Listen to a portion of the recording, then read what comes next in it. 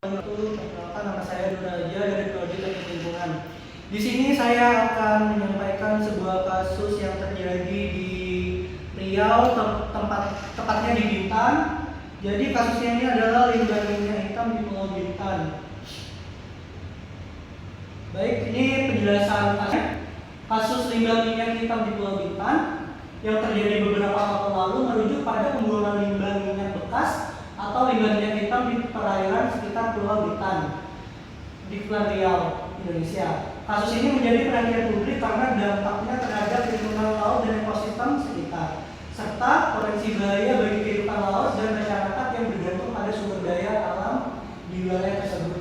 Ironisnya, kasus ini sudah terjadi dari tahun 1977 ya. Kasus ini tiap tahun selalu ada. Jadi ya ironisnya tiap tahun kasus ini terus berjalan, jadi susah untuk dihentikan. Nah, dan sumber limbahnya ini, limbah tersebut berasal dari limbah minyak yang dibuang kapal asing di tengah laut kemudian mencemari pesisir Bintan. Limbah sludge oil adalah endapan minyak bumi berbentuk logam berat terdapat di kapal yang banyak dibuang oleh pemilik kapal internasional di wilayah Selat Singapura. Nah, berikut ini adalah dampak pencemaran. Yang pertama adalah kerusakan ekosistem laut.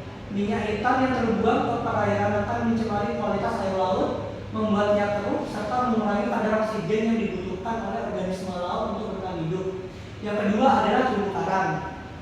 Terumbu karang adalah ekosistem yang sangat rentan terhadap pencemaran minyak. Minyak yang menempel pada karang dapat menghalangi proses fotosintesis pada alga yang hidup di dalamnya, yang pada gilirannya dapat merusak seluruh ekosistem karang. Tumpahan minyak dapat mempengaruhi reproduksi ikan dan organisme laut lainnya, karena minyak dapat mencemari telur, larva, dan habitat mereka. Jadi kerusakan ekosistem laut ini sangat merugikan, apalagi bagi nelayan yang ingin menjual hasil tangkapan ikannya ke pasar, karena ikan tersebut banyak yang mati karena minyak hitam tersebut. Yang kedua ada kerusakan pada pantai dan vegetasi pesisir. Minyak hitam yang mencemari pantai dapat merusak tanah di pasir, mengurangi kualitas dan merusak vegetasi pesisir yang bergantung pada kondisi tanah yang sehat.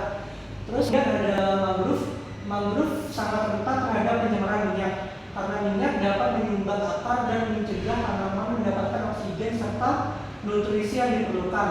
Tanaman mangrove juga memiliki peran penting dalam perlindungan pesisir dari abrasi dan banjir. Kemudian ancaman terhadap kehidupan laut.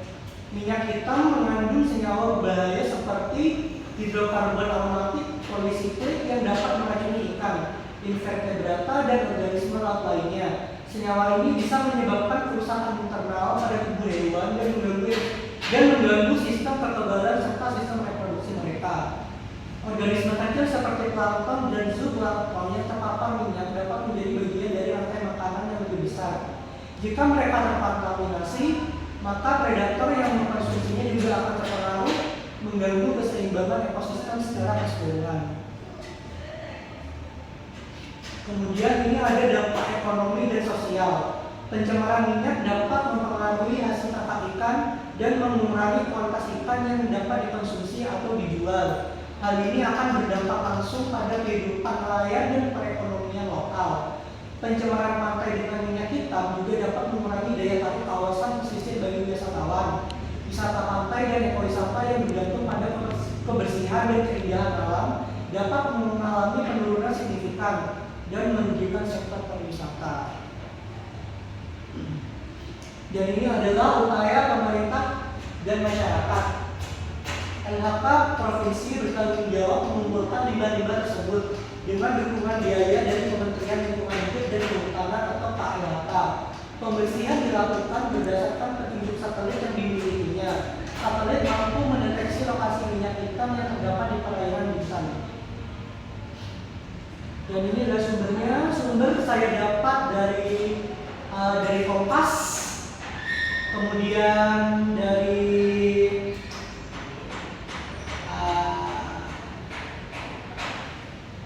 Kemudian dari beberapa website yang saya ambil. Baik, itu saja. Assalamualaikum warahmatullahi wabarakatuh.